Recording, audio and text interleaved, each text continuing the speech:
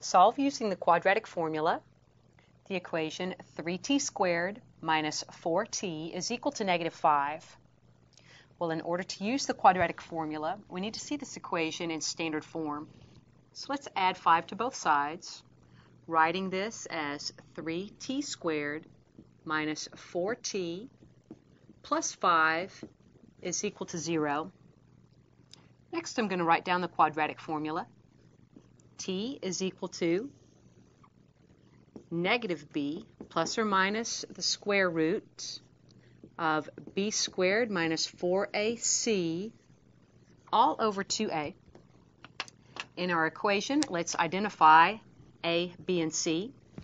A is our coefficient of t squared. It is 3. B is the coefficient of our t term.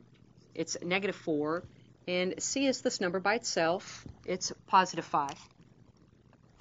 Now substitute those values into your quadratic formula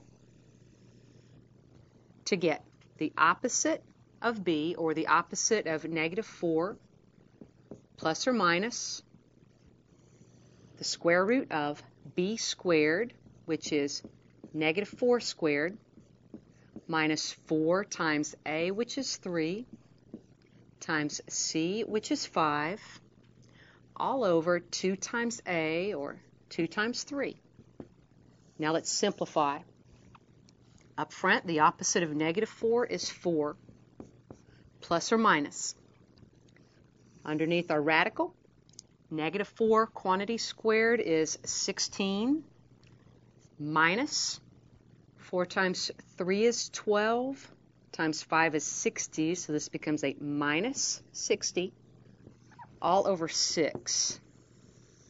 Continuing to simplify, this value under the radical, this numerator becomes 4 plus or minus the square root of negative 44 all over 6. Now this is going to lead us into the complex number system because we've got the square root of a negative value. Let's write this numerator as 4 plus or minus. That 44 is 4 times 11. We've also got that negative 1 in there as well. The square root of 4 is 2. The square root of negative 1 is I.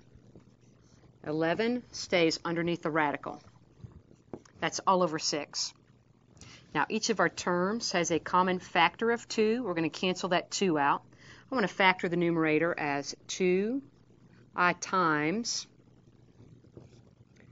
2, that gives that 4, plus or minus I times the square root of 11, all over 6. And let's write that 6 as 2 times 3, so we can see our common factor of 2 that will cancel out.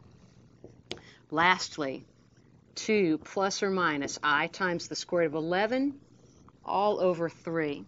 Now, it's always wise to check both of these solutions in your original equation, and that check is going to verify that our solution set